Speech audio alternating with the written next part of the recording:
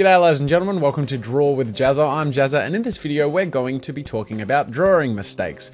Not necessarily how to draw them, but how to spot them and how to fix them and be a better critic to ourselves, as well as use that information and recognition to improve ourselves.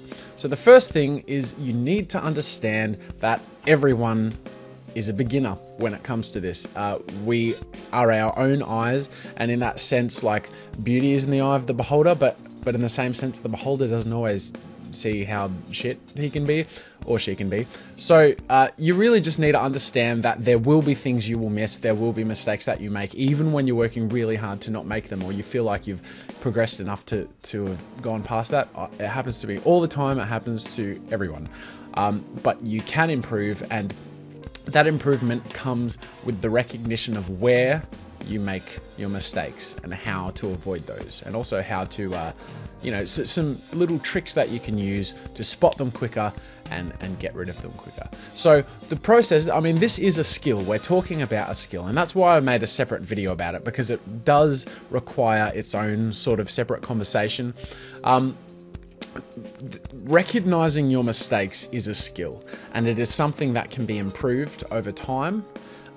We all tend to have different sort of flaws. Some people might have great difficulty with facial proportions, or some people might have great difficulty with symmetry. I tend to struggle with symmetry at times, especially if I'm drawing something front on. And I think it kind of comes down to, like, our brains are slightly imbalanced or something like that.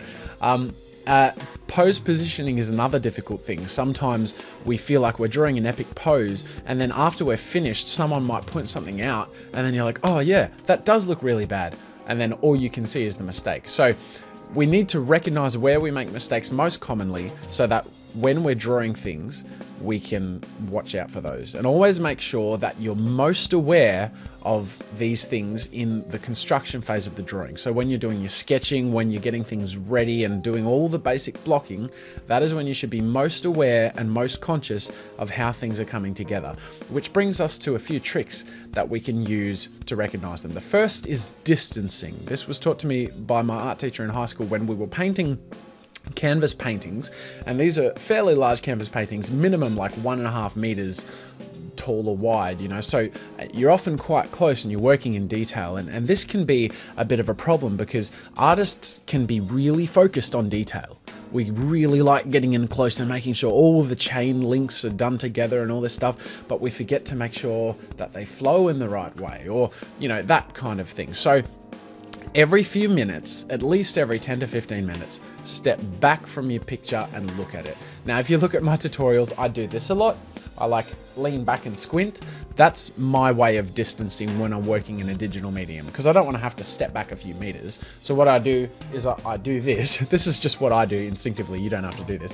But I feel like instinctively it enables me to see the image as a whole without being too caught up on the details. It kind of fuzzes everything out to a point, and I lean back to a point where everything looks like one whole image, and I can see things in more of an unbiased fashion. So that's the first little trick to improving or spotting your mistakes, is distancing yourself from the work and seeing it as a whole piece rather than focusing on the details.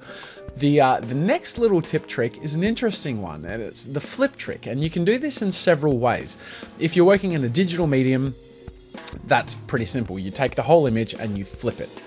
You might even see this in some of my speed paintings, where I just select the whole image and I flip it, and because it's a speed painting, it's like for a microsecond that it's flipped. But that enables us to see the picture with new eyes. Now, if you're drawing traditionally, like on paper, you can either hold it up to a mirror, which works really well, or if you don't have a mirror or a reflection available, hold it up to a bright light if you're working on paper, and you will see through it, and it will be seeing it from reverse. Now, I don't know why this works so well, because it really does work very well, but it is like seeing a picture that you haven't drawn, like a brand new picture. So it really is like seeing the work with completely new eyes, and it's really useful because it happens all the time where I'll do that and I'm like, oh, that's out, oh, I'll miss that, you know what I mean? So especially with things like poses and symmetry, this is a fantastic trick. And the last thing I'll mention is essentially like at the end of the day, it comes down to the fact that we're our own worst critics. You know, we're going to be biased. We're going to dislike things that don't require being disliked, or we're going to completely miss mistakes or like things that might be wrong. So we need to be willing to listen to other people.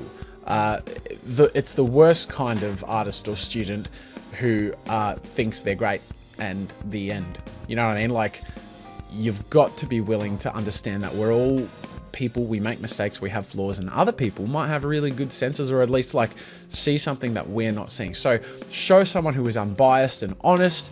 It could be on the internet, in a forum, it could be a friend or a family member, but it's really a part of, like, a major part of that cultivation and learning process is learning to better yourself, and often that can be through others. So that is it for my video today. Thank you for joining me. Remember to like and subscribe and comment, and until next time, see you later! Thanks for watching. Make sure to subscribe if you enjoy my videos. You can download the reference files from this tutorial by clicking the link in the description. And remember to share any art, animation or game you make on Newgrounds.com. Until next time, see you later.